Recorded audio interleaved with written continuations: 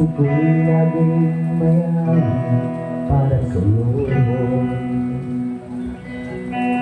Lagi kang mararanasan, katapatan mo'y walang hanggan. Pag-ibig ko'y laging sariwa sa bawat araw.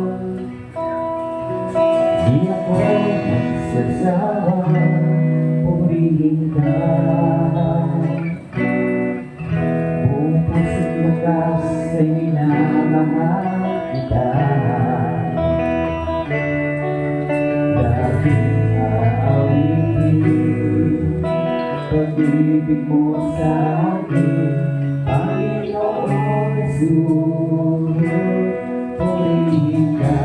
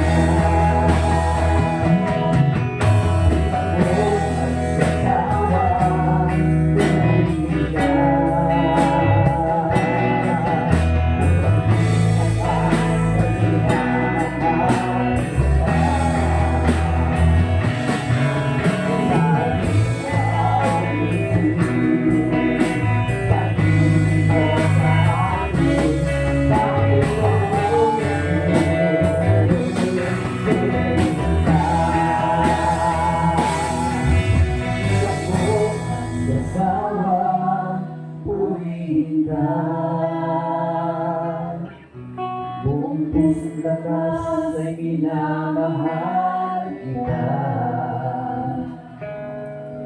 Lagi aawin pag-ibig mo sa akin, Panginoong Jesus, purihin ka.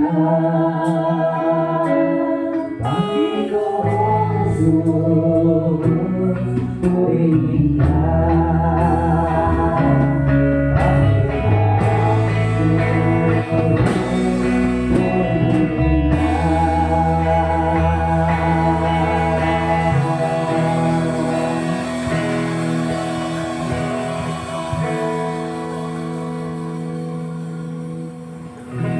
May bukas po sa awit 32.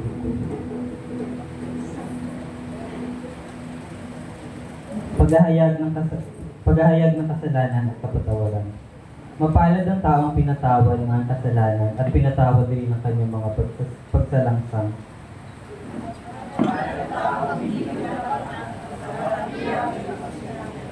Nang hindi ko pa naihahayag ang aking mga sala, ako'y nanghina sa mga maghapong pagluha.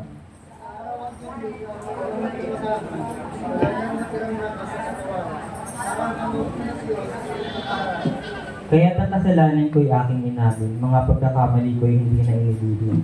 Ako'y nagpasyang sa iyo'y ipagtapat, at mga sala ko'y pinatawad ng lahat.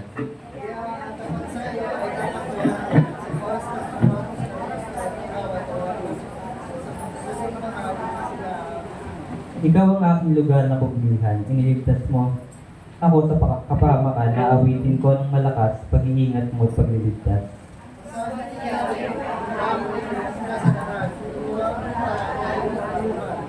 Huwag kang tumulat sa kabayo o sa mola na walang pangunawa, na upang sumunod lang ay hahatakin pa ang renda.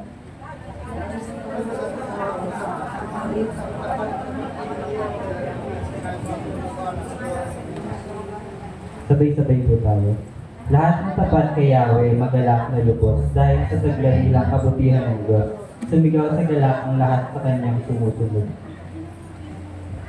Praise the Lord. Awit 135 says, Yahweh, parang lahat po ang kanyang mga